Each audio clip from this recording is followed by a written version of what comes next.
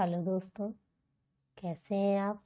दोस्तों, आज हम 17 जनवरी 2022 का प्रीवियस ईयर का क्वेश्चन देखेंगे। तो चलिए स्टार्ट करते हैं।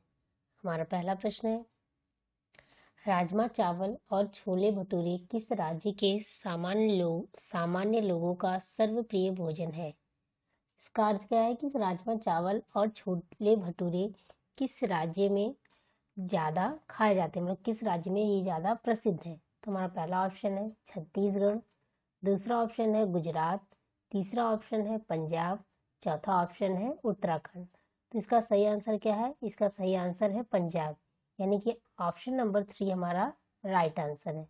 नेक्स्ट क्वेश्चन है, 26 जनवरी 2001 को भुज में भूकंप के झटके लगे थे।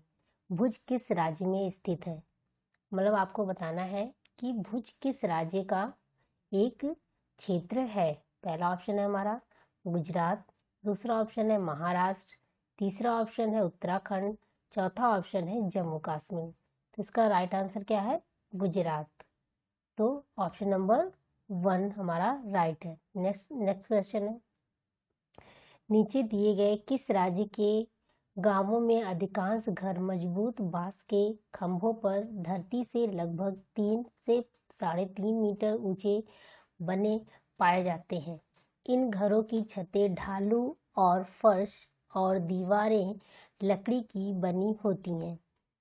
मतलब आपको बताना है कि कहाँ पे जो ये घर है वो बांस के खंभों पर बनाए जाते हैं। वो जमीन से 3 से 3.5 मीटर ऊंचाई पर बनते हैं और इनकी जो छतें होती हैं वो ढालू होती हैं और फर्श और दीवारें किसकी बनी होती हैं? लकड़ी की। तो हमारा पहला ऑप्शन है आंध्र प्रदेश, दूसरा ऑप्शन है असम, तीसरा ऑप्शन है उड़ीसा, चौथा ऑप्शन है केरला। तो हमारा राइट आंसर क्या है इसमें? हमारा राइट आंसर है असम, ऑप्शन नंबर 2। ऐसा क्यों करते हैं लोग, इतनी ऊंचाई पे घर क्यों बनाते हैं? क्योंकि असम में बहुत बारिश होती है, तो बारिश में पानी भर जाता है, तो वो जब ऊंचाई पे बनाते हैं तो वहाँ उनके घर तक पानी नहीं पहुँच पाता। तो इसलिए वहाँ के लोग जो है मजबूत बांस के खंभों पर अपना घर बनाते हैं। नेक्स्ट क्वेश्चन है हमारा,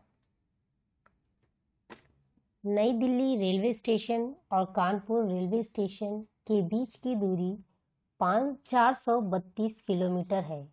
कोई ट्रेन 16 दिसंबर 2021 को 21:45 बजे कानपुर से प्रस्थान करके नई दिल्ली रेलवे स्टेशन पर 17 दिसंबर 2021 को 5:45 बजे पहुंचती है। इस यात्रा में ट्रेन की औसत चाल। इसमें आपको नई दिल्ली और कानपुर रेलवे स्टेशन के बीच की दूरी दी गई है और आपको टाइम दिया गया है कि कितने टाइम में वो पहुंचती है, और आपको क्या करना है कि आपको उस ट्रेन की औसत चाल बतानी है। देखिए कब वो लोग यात्रा स्टार्ट करते हैं? 16 दिसंबर को कितने बजे से? 21:45 बजे से वो लोग क्या करते हैं? यात्रा स्टार्ट करते हैं। पहुंचते कब है? दूसरे दिन 17 तारीख को कितने बजे? 5:45 पे। तो देखिए इन लोगों ने 15 मिनट ये लोग चले, फिर क्या हो गया? कितने बज गए? 22 बज गए। 22 बज गए, फिर 23 बज गए, उसके बाद 24। उसके बाद क्या हुआ? उसके बाद वो लोगों ने दूसरे दिन की यात्रा की। यानी पहले दिन यानी 16 तारीख को उन लोगों ने कितने कितने घंटे की यात्रा की? 2 घंटे, 1 घंटा ये 1 घंटा ये और ये 15 मिनट, यानी 2 घंटे 15 मिनट की यात्रा इन लोगों ने पहले दिन की।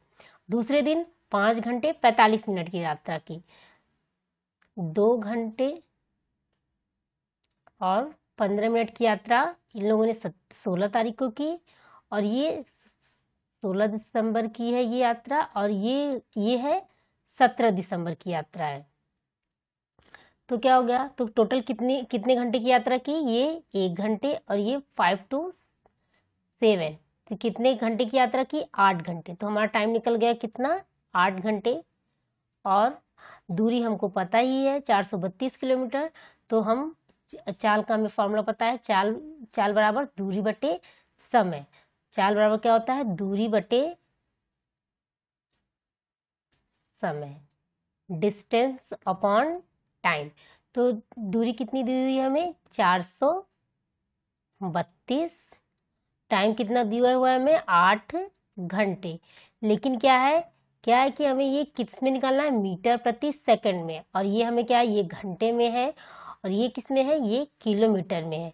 तो हमको इसको क्या करना पड़ेगा? इसको मीटर में और इसको सेकंड में चेंज करना।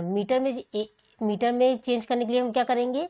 1 किलोमीटर में कितने मीटर होते हैं? 1000 मीटर। तो हम क्या करेंगे? 1000 गुणा करेंगे और इसमें 60 और 60 से क्या हो गया? 0 से 0 गया, ये 0 ये 0। और उसके बाद 8 8 5 जा 40, 8 4 जा 32। और उसके बाद 6 9 जा 54, फिर 3 2 और 3 3, और फिर 2 5 जा 10। तो 3 इंटू 5 15 मीटर प्रति सेकंड। हमारा आंसर कौन सा हो गया? Option number 4। हमारा राइट आंसर कौन सा है? Option number 4। नेक्स्ट क्वेश्चन है,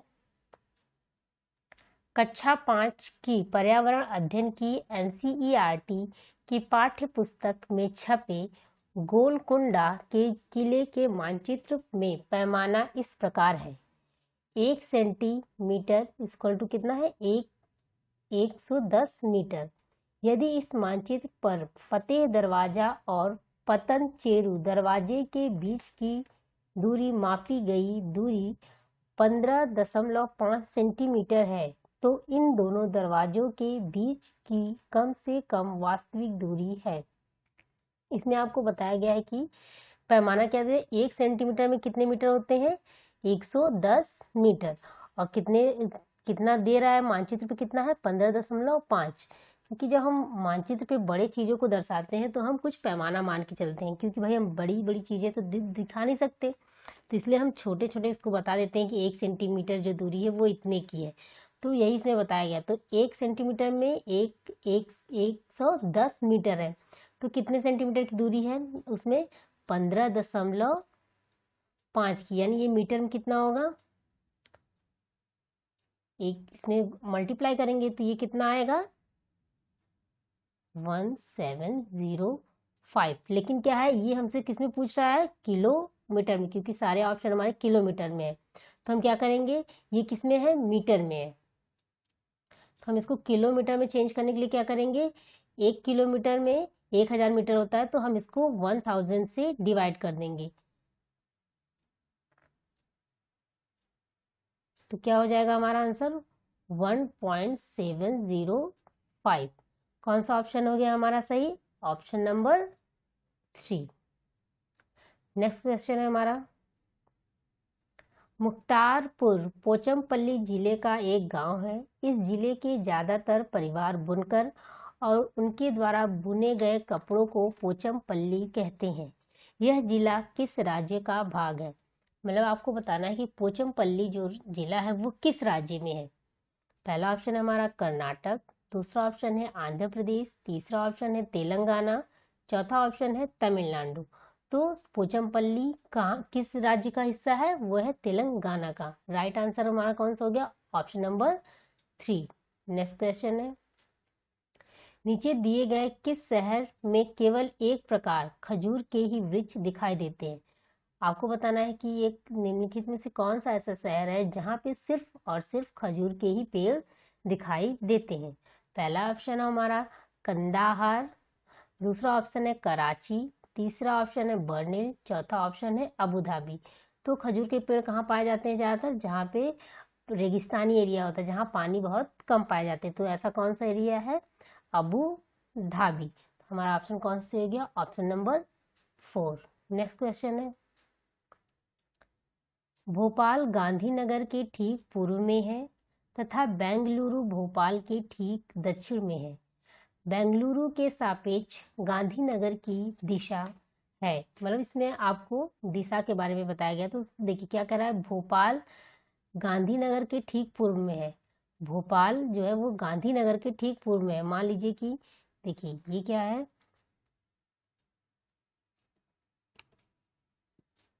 ये है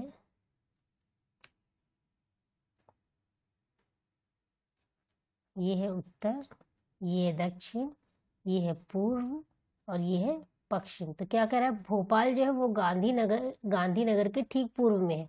मान लीजिए ये गांधीनगर है, ये क्या है, ये गांधीनगर है, तो इसके ठीक पूर्व में क्या है, ये भोपाल है। तो कह रहा है कि भोपाल है, उसके बाद बेंगलुरु भोपाल के ठीक दक्षिण में है। तो बेंगलुरु क्या है, भोपाल के ठीक दक्षिण में है, यानी कि बेंगलुरु जो है वो भोपाल के ठीक दक्षिण में, यानी यहाँ पे है क्या, बेंगलुरु। तो क्या कर रहा है, बेंगलुरु के सापेक्ष गांधीनगर की दिशा, मतलब आपको क्या बताना है, बेंगलुरु के सापेक्ष गांधीनगर की दिशा क्या है, ये आपको बताना है। तो ये कौन सी दिशा है, आप देखिए ये ऐसे जा रहा है, यानी ये उत्तर है, ये दक्षिण है, ये पूर्व है और ये पश्चिम है।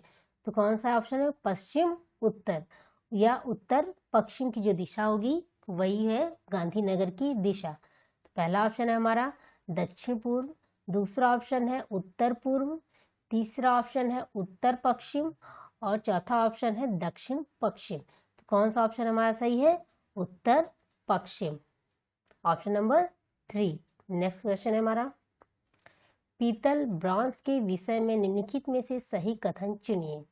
पहला ऑप्शन है यह एक तत्व है, दूसरा ऑप्शन है यह एक यौगिक है, तीसरा ऑप्शन है यह कॉपर और जस्ता का मिश्र धातु है, चौथा ऑप्शन है यह कॉपर और टिन का समांगी मिश्रण है। तो कल भी हमने ये क्वेश्चन डिस्कस किया, तो ये क्वेश्चन रिपीट हुआ है। तो इसमें क्या है कि जो पीतल है वो ब्रॉन्ज या ये किसका बना होता है, ये कॉपर और जस्ते की एक मिश्र धातु है। कौन सा ऑप्शन सही हो गया हमारा, ऑप्शन नंबर 3। नेक्स्ट क्वेश्चन है हमारा, हमारे देश में एक ऐसा राज्य है जहाँ के लोग नारियल और टैपियोका को अपने घर के आंगन में उगाते हैं और इन दोनों का उपयोग करके अपना स्वादिष्ट भोजन तैयार करते हैं। यह राज्य है, मतलब हमारे देश में एक ऐसा राज्य है जहाँ पे लोग जो है वो नारियल को और टैपियोका को अपने घर के आंगन में उसको उगाते हैं और नारियल की चटनी और मतलब इस दोनों का जो भोजन है और उसको बहुत स्वाद के साथ खाते हैं। तो इसमें से आपको बताना है वो कौन सा राज्य है। पहला ऑप्शन है हमारा कर्नाटक, दूसरा ऑप्शन है केरल, तीसरा ऑप्शन है तमिलनाडु, चौथा ऑप्शन है तेलंगाना। तो कौन सा राज्य है वो है केरल। नेक्स्ट क्वेश्चन है हमारा, चांगपा आदिवासी लोग जो पर्वत पर रहते हैं ये बड़े तिकोने आकृति के टेंटों का उपयोग रहने के लिए करते हैं जो उन्हें अत्यधिक ठंड से बचाते हैं। इन टेंटों की डिजाइन है, चांगपा जो आदिवासी लोग हैं वो कहाँ रहते हैं, लेह में, लेह लद्दाख में ये लोग रहते हैं। ये पहाड़ी पे बहुत ऊंचाई पे रहते हैं। ये लोग जो पश्मीना, जिस बकरी की ऊन से पश्मीना की शॉल बनती है, ये लोग उसको क्या कहते हैं, उसको पालते हैं, क्योंकि जो बकरी होती है पश्मीना जिससे प्राप्त होता है हमें पश्मीना के लिए ऊन, वो क्या होती है, उसको बहुत ठंड में रखा जाता है। वो पहाड़ों पे बहुत ठंड में रहती है, इस कारण उसके शरीर पे जो है वो छोटे छोटे बाल उगाते हैं। तो उसी के बाल से हम पश्मीना जो शॉल बनाई जाती है वो बहुत गर्म होती है। तो ये लोग क्या करते हैं, ये लोग बहुत ऊंचाई तक रहते हैं और ऊपर हमेशा मतलब खाना बदोश जैसा जीवन व्यतीत करते हैं। एक जगह रहते हैं, जब वहाँ पे रहने के लिए और खाने के लिए चीज़ें नहीं रह जाती, फिर वो लोग दूसरी जगह चले जाते हैं। तो वो लोग एक विशेष प्रकार का टेंट बनाते हैं जिसको ये लोग रेबो कहते हैं, और बकरियों के लिए रखने के लिए एक घर बनाते हैं जिसको ये लोग बोलते हैं खेबा। तो ये क्या है कि ये पूछा जा रहा है कि ये जो टेंट बनाते हैं, ये रेबो जो टेंट बनाते हैं वो कितने साल पुराना है, मतलब इनके टेंट की जो डिज़ाइन है रेबो टेंट की वो कितने साल पुरानी है। तो ऑप्शन है पहला हमारा 1000 वर्ष से भी पुराना, दूसरा ऑप्शन है लगभग 800 वर्ष पुराना, तीसरा ऑप्शन है लगभग 100 वर्ष पुराना, चौथा ऑप्शन है अत्यंत आधुनिक। तो ये टेंट की डिज़ाइन कितने वर्ष पुरानी है, ये लगभग 1000 वर्ष से भी ज़्यादा पुरानी टेंट की इनके डिज़ाइन है। तो ऑप्शन कौन सा हो गया हमारा, ऑप्शन नंबर 1। नेक्स्ट क्वेश्चन है, हमारे देश में राज्यों की संख्या है। तो हमारे देश में कितने राज्य हैं ये सबको पता है। हमारे देश में 28 राज्य और 8 केंद्र शासित प्रदेश हैं। तो हमारा कौन सा ऑप्शन सही हो गया, ऑप्शन नंबर 2। नेक्स्ट क्वेश्चन है हमारा, नीचे दिए गए उन 3 राज्यों के एक समूह को चुनिए जिनके सभी राज्यों के समुद्र तट बंगाल की खाड़ी पर है। मतलब आपको बताना है कि इसमें से कौन से राज्य का समूह है, कौन से ऑप्शन का समूह है जो है वो बंगाल की खाड़ी वाले साइड के सभी राज्य हैं। तो देखिए हमारे जो देश की संरचना ये इस तरह से, इधर क्या है, इधर है बंगाल की खाड़ी, बे ऑफ बंगाल जिसको कहते हैं, और इधर क्या है, अरब सागर। तो आपको बताना है कि कौन से राज्य जो सारे इस साइड पे हैं। तो पहला ऑप्शन है हमारा उड़ीसा, आंध्र प्रदेश, तमिलनाडु। दूसरा ऑप्शन है पश्चिम बंगाल, तमिलनाडु, केरल। तीसरा ऑप्शन है महाराष्ट्र, आंध्र प्रदेश, तेलंगाना। चौथा ऑप्शन है केरल, कर्नाटक, तेलंगाना। तो देखिए पहला ऑप्शन क्या है, उड़ीसा। उड़ीसा कहाँ है, उड़ीसा यहाँ पे है, और आंध्र प्रदेश, फिर यहाँ क्या है, यहाँ पे तमिलनाडु। तो क्या हो गया, ये तीनों राज्य जो है यहीं पे है। और दूसरा ऑप्शन क्या है, पश्चिम बंगाल इधर है, इधर ऐसे, इधर पश्चिम बंगाल है, फिर क्या है, इधर तमिलनाडु तो इधर है, लेकिन केरल क्या है, केरल इस साइड पे है। तो ये भी ऑप्शन हमारा गलत हो गया। महाराष्ट्र तो यहाँ पे है, आंध्र प्रदेश और तेलंगाना बीच में है, तो ये भी ऑप्शन हमारा गलत हो गया।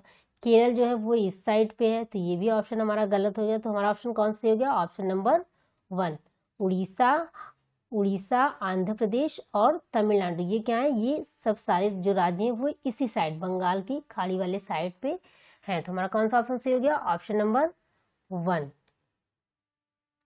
नेक्स्ट क्वेश्चन है हमारा, चिराओ कहाँ का लोकप्रिय नृत्य है। आपको बताना है कि चिराओ जो है वो कहाँ का एक प्रसिद्ध लोक नृत्य है। पहला ऑप्शन है हमारा उड़ीसा, दूसरा ऑप्शन है असम, तीसरा ऑप्शन है छत्तीसगढ़, चौथा ऑप्शन है मिजोरम। तो चिराओ नृत्य कहाँ का है, चिराओ नृत्य जो है वो मिजोरम का है। हमारा ऑप्शन कौन से हो गया, ऑप्शन नंबर 4। नेक्स्ट क्वेश्चन है हमारा, हमारे देश में एक ऐसा क्षेत्र है जो ऊंचा, सूखा और समतल है और ठंडे रेगिस्तान के नाम से जाना जाता है। यहाँ बहुत ही कम वर्षा होती है। यहाँ बर्फ से ढके पर्वत और सूखे ठंडे सपाट मैदान है। यह क्षेत्र कहाँ का भाग हो सकता है। मतलब आपको ये बताना है कि हमारे देश में एक ऐसी जगह है, आप सभी को पता है कि हमारा देश जो है वो बहुत सारी विभिन्नताएं लिए हुए है, चाहे वो बोली, रहन सहन, क्षेत्र, हर क्षेत्र में हमारे देश में विभिन्नताएं पाई जाती हैं। तो इसमें क्या पूछा जा रहा है, इसमें पूछा जा रहा है कि कौन सा ऐसा शहर है या कौन सा ऐसा राज्य है जो ठंडे रेगिस्तान के नाम से जाना जाता है, और वो जो है बहुत ऊंचा है, सूखा है, वहाँ पे बारिश बहुत कम होती है, समतल है।